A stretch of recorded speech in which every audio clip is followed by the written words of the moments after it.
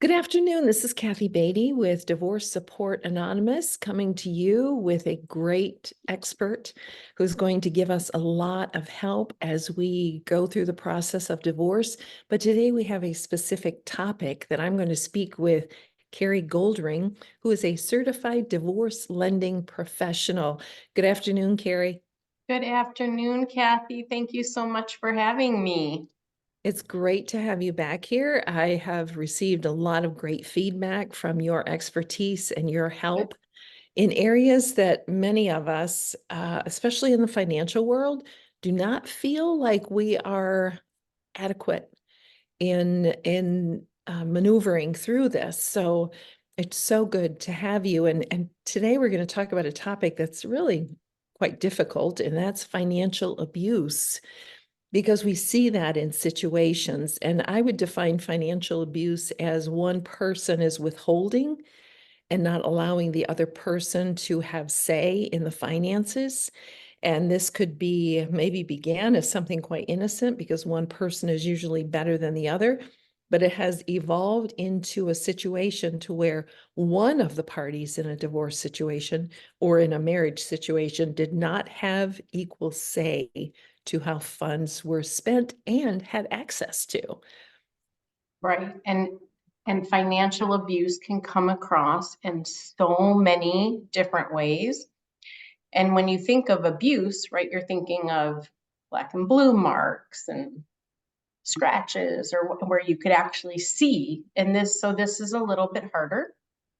Um, I read a statistic that most abuse people, 99% are also financially abused. So it's a very big topic. And it could be something as simple. I'm going to try to give you some examples of things that I have seen in the past. So it could be as simple as husband and wife needing to buy a small appliance for a kitchen. And one person says, well, I'm going to give you choices because we need to buy this toaster oven. So you could look at this toaster, you could look at this toaster with these features. And someone can say, okay, well, I kind of like the first one you showed me. Let's buy that. Oh, no, no, no. We don't want to buy that because of this, this, and this. So let's buy the other one. Well, that's kind of abusive because they're asking you for your opinion and then they're going to do their own thing after. You could have someone with children where maybe they have a school play and you want to go to the school play and one spouse says, no, no, no, you go to work. You work. I'll go to the school play. So you can have something like that come up. You could have something like opening up a credit card in your spouse's name without them knowing about it, and then you make late payments or you don't pay the bill. So there's so many different forms of abuse, and I think some are intentional and some probably don't start out intentional. Someone could be using a credit card for an affair, right? Or a gambling problem or a drug problem. That's all financial abuse.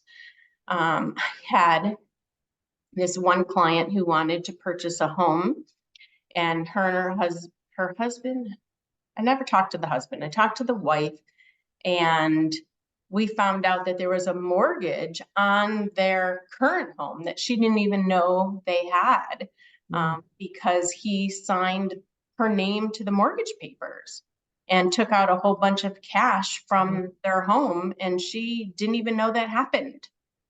So we discovered that. And so that comes up. Sometimes you'll have a couple where someone always applies for all the credit cards in their name and they put their spouse on as authorized user. So the spouse doesn't really have their own credit. So they have a little bit more control.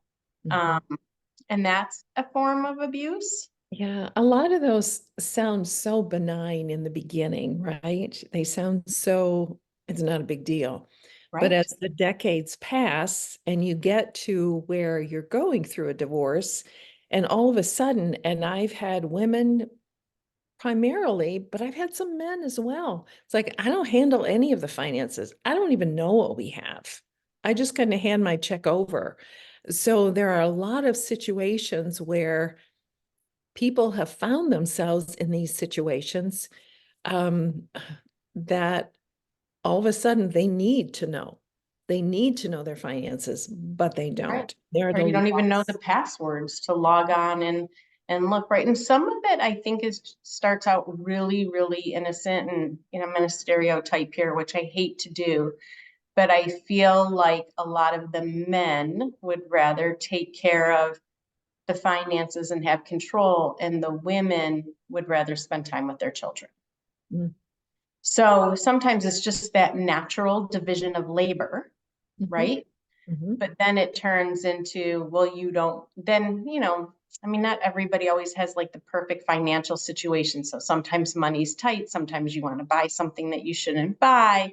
You wanted to spend your money on something else. So there's a lot of issues with money in every good scenario, right? Mhm. So sometimes it starts innocent where, oh, I'm just not going to pay this bill, so we have money for this, or I'm going to go invest in this investment, and I think it's going to be a sure thing, but it turns out not to be a sure thing. So then switch somewhere else. And then Right. all of a sudden you're in this dark, deep hole and your spouse doesn't know. Mhm, And because you're married, you're affecting both of you. mhm. So how, if someone finds themselves in that situation, Carrie, where do they start and how do they start? If they come to you and they sit down with you and like, I don't have any financial information on where we're at, how would you guide them?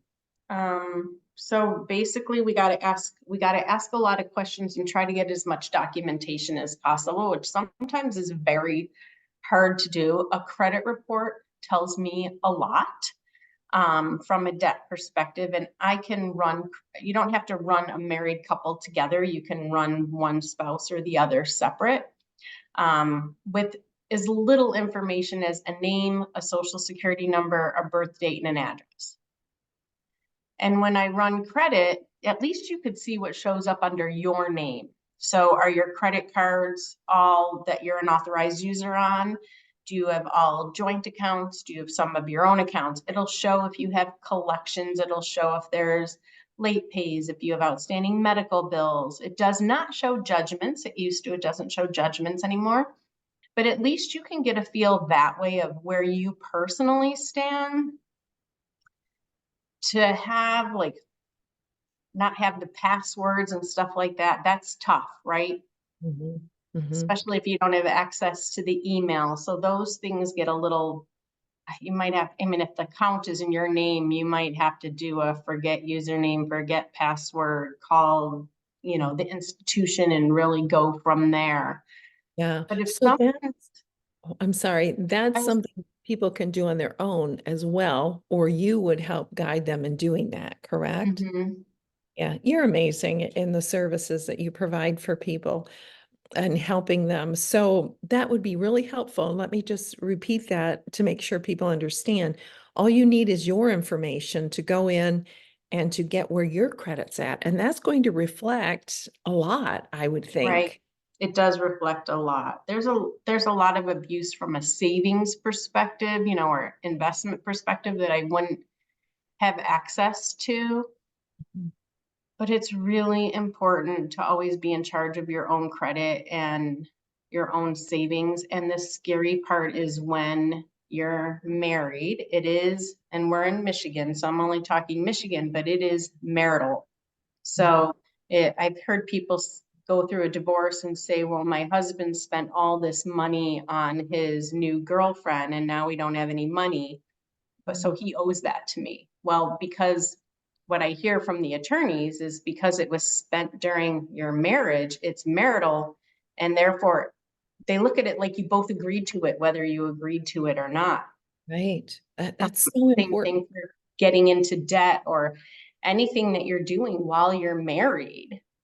So, and it's tough because there's not that many couples that just sit down once a month and say, okay, let's pay all our bills together. Let's go over all our money. It's a yucky thing to talk about. Mhm. And everyone is so, you and I were just talking, we're all so limited to time. that you have to do that divide and conquer. You just don't get things done. So it's tough. And that's why I think it happens so often, because it's so easy to hide in front of someone's face. Yeah, and there's some people who just really don't want to deal in finances. So there's you I can don't go blame them. ahead. No, I don't either. But Right. note that how important it is that you have a handle on your finances, that you know it may bore you to tears, but you've got to sit down in a relationship and have this conversation in a marriage and have this conversation. Now, Right. unfortunately, you're going to have to struggle with this and have the attorneys do the discovery and pass this back and forth. And there are a lot of situations where people can hide the money. I think of builders, for example, they do a lot of cash jobs, and so they can hide a Mhm. lot of money. So, and it happens on both, it's not just men, it's women as well. So For how sure. important it is that when you are doing this, that you sit down and that you have a handle on all of your assets. And I will say in that circumstance that you said about the man who went off and spent all the marital funds, that is something that no guarantees, no promises, that could be brought up in mediation to use as leverage for you to receive more funds. Now, if he's the kind of person who's off doing that, chances are he's not going to have the integrity to um, compensate you for that, but it is something that can be discussed at mediation. He might not know better. Yeah. And that's the other thing that I find too. It always seems like there's one partner that acts like they know more about any subject, right? So we're talking finance. So there's always one partner that acts like they understand the investment and the savings and the debt more than the other partner. And what I have learned is that the one who acts like they know what they're doing does not always know what they're doing. So they might just have more self-confidence, but it doesn't mean they have more education. So I think a lot of times we'll sit back and question, well, I don't know if I know what they know, and maybe I should let them do that because what do I know about debt?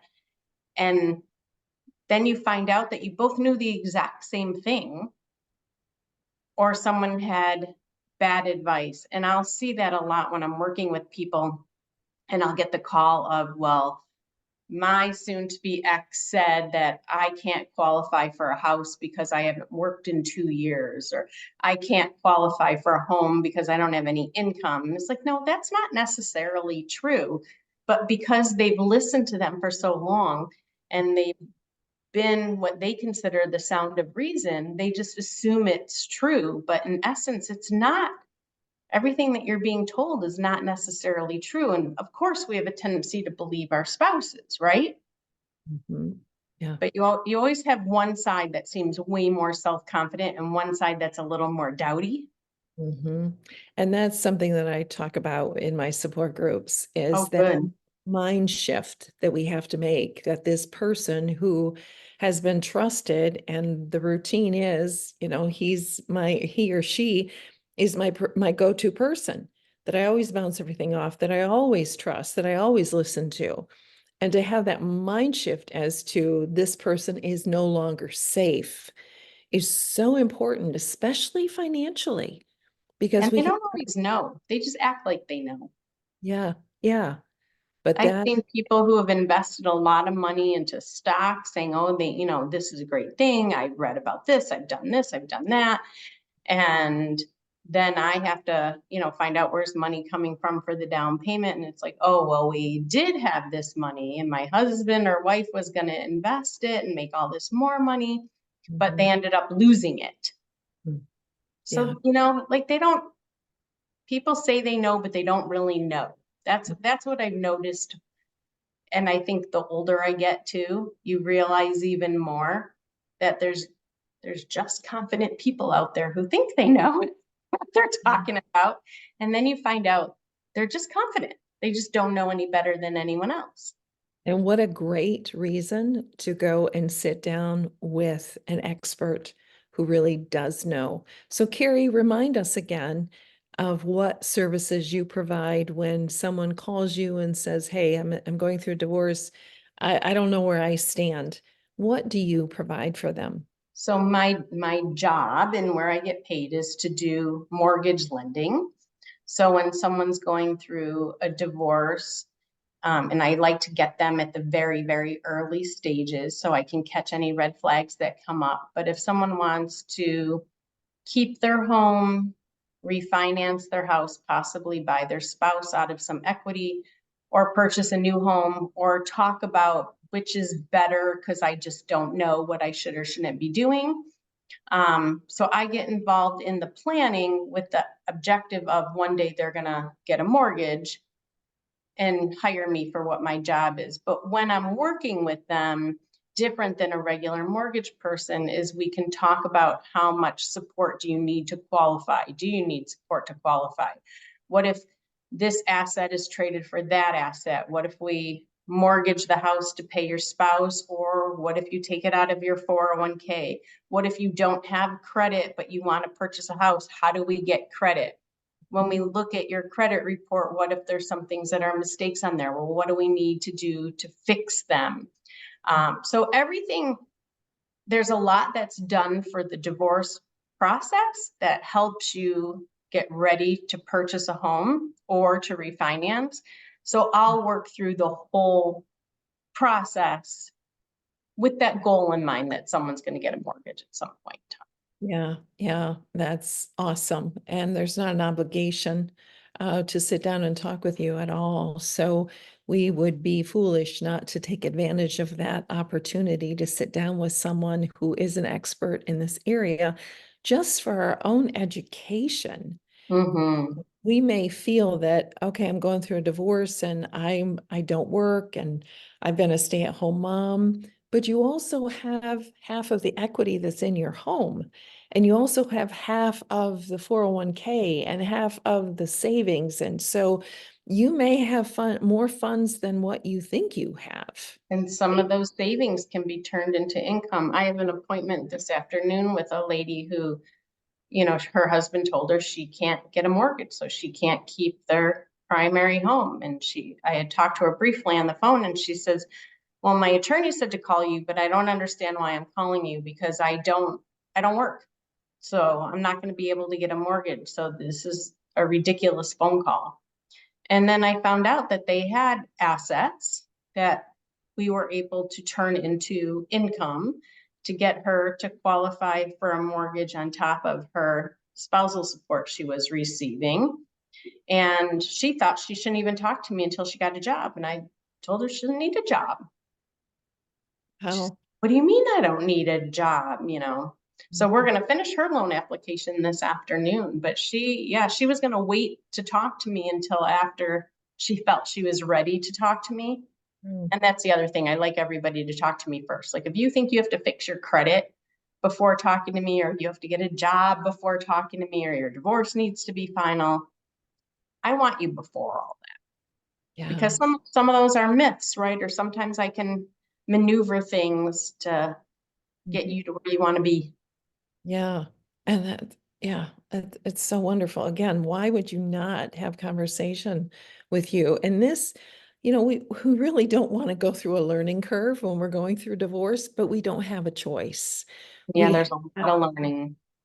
Yeah, we have to have this information. We have to reach out and get that financial help, that support, that tapping into experts. And you may find that you're much smarter about this than you realize. It's really a lot about common sense, more so, I think, than it is knowing how to calculate all the numbers.